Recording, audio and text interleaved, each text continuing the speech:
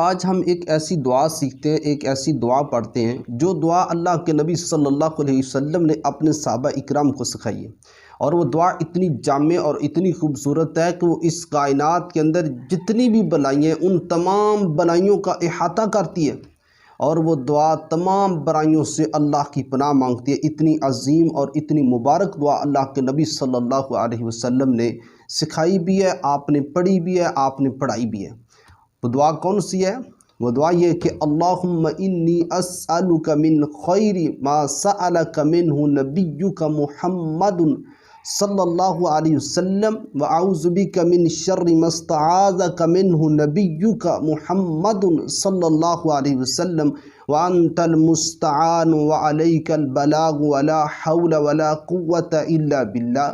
اس کا ترجمہ یہ ہے کہ اے اللہ، میں تجھ سے ہر اس خیر اور بلائی کا سوال کرتا ہوں جو تجھ سے تیرے نبی محمد صلی اللہ علیہ وسلم نے مانگی ہے۔ ہر خیر، ہر بلائی کا اللہ تجھ سے سوال ہے، اور ہر اس چیز سے تیری پناہ طلب کرتا ہوں جس سے تیرے نبی محمد صلی اللہ علیہ وسلم نے تیری پناہ حاصل کی ہے، اور تو ہی ہے جس سے مدد طلب کی جا سکتی ہے۔ ہم کو مقاصد تک پہنچانا تیرا ہی کام ہے، اور کسی مقصد کے حصول کے لیے طاقت و قوت اللہ تجھ سے ہی ملتی ہے، اللہ ہی سے ملتی ہے۔ یہ اتنی خوبصورت اور جامع دعا ہے۔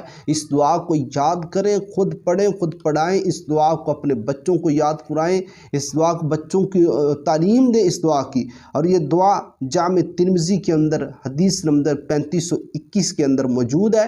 اللہ کے نبی صلی اللہ علیہ وسلم اس کو پڑھا، ہر طرح کی خیر اور بھلائی سے اللہ سے سوال کیا، ہر چیز کی شر سے اللہ کی پناہ مانگی ہے۔ اس دعا کو دن رات پڑھیں، صبح شام پڑھیں، اس کو فجر کی نماز کے بعد، اس کو مغرب کی نماز کے بعد پڑھیں۔